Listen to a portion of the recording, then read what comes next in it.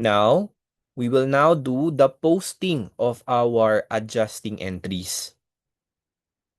Okay. Okay. Let's start here sa ating utilities expense. Utilities expense. Saan yung utilities expense natin? Hinahanap natin ang utilities expense. Ayun. So, lagay natin 10/31/2020. Okay. Tapos, lagay natin as adjusting entries, ganun. Tapos, lagay natin dito GJ1 kasi kinuha natin kay GJ1. Okay. Utilities expense natin is 1,000. Okay. 1,000 here. Okay. Copy-paste lang natin to. Okay. Yung formatting. Ito. Yan. Okay. Tapos na. Tapos, we're done here. Since we're done with the utilities expense here, lagyan natin kaagad ng reference. Saan natin kinuha? Sa 532. Para hindi na siya masyadong efficient siya, ang ginagawa ko, hindi ako magsisimula sa utilities payable dito. Kasi tingnan natin nasa isang page lang man to, ang utilities expense. So para hindi na ako magbuklat-buklat pa ng mga pages, since andito lang naman ako sa utilities expense, edi gawin ko na itong isang pang utilities expense. Okay? Anong gagawin ko? Ba't ka galit? Hindi po ko galit. Adjusting entries. Okay. 4,000. Oops. 4,000. Add natin. Okay, 5,000. So, 532. I think pwede din tong SSS PhilHealth Pag-ibig contributions. Copy-paste lang natin to.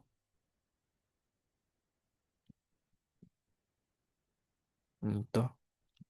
Magkatabi lang sila. So, pwede lang. Siya na lang natin. For 180. Yun.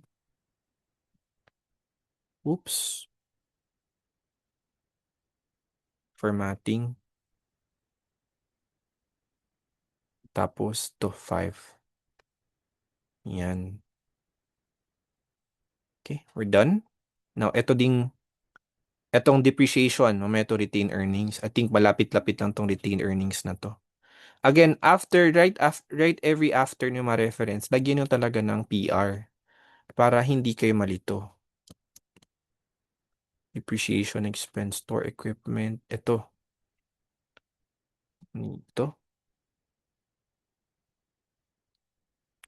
Yan. Yan. Okay. Reference ka agad. This is 541. Okay.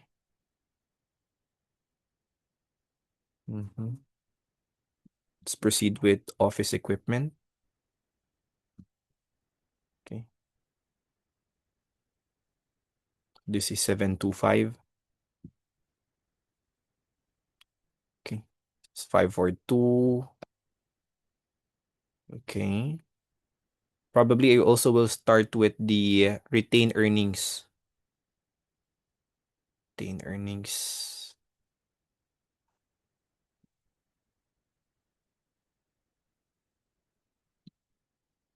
Retained earnings. Saan yung retained earnings natin? Retained earnings. Retained earnings. Here.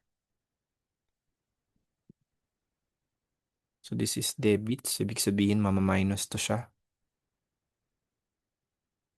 Retained earnings. Here. Okay. Bawasan. Okay. So 312. Yan. Okay, done. So we'll go to the utilities payable already. Utilities payable here. This payable, this is, I believe this is credit. 1,000. Okay. 1,000. Okay. Think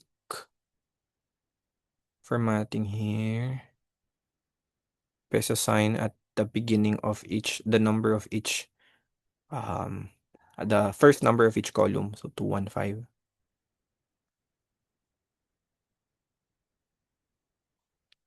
Okay. Now the other one.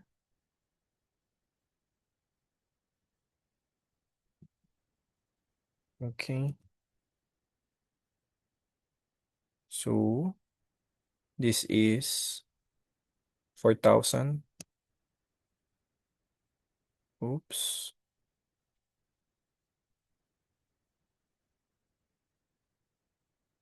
Mhm. Yan. And ito. So 215. So by looking at this one, alam na natin na kasi nagre-reference tayo dito tapos na. So ito na ang kulang, payable. Ah, hindi pa, meron pa. Mhm. SSS PhilHealth Pag-ibig payable, saan ka na? Saan na yun? Dito. Okay. Mhm. For 180. So add natin siya. Reference ka agad. Yun. Okay. Done. Copy ulit natin. Copy paste lang natin.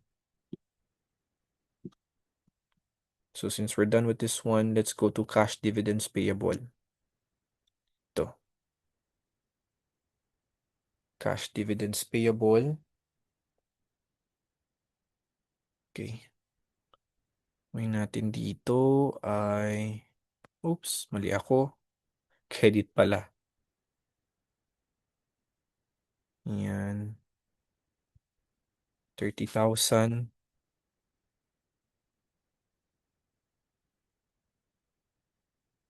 Reference.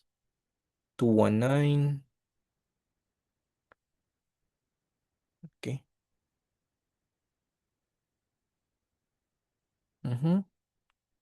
Done. And then we'll have here accumulated depreciation. Yan. Accumulated depreciation. This is credit.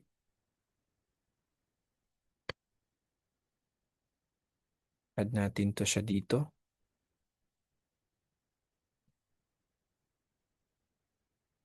Ito. Okay. 121A. And then we'll use this one. Copy paste ulit. Dito sa ating office equipment. Okay. So credit 725. So add natin 725. Okay. Peso sign natin. This is 122A. Okay.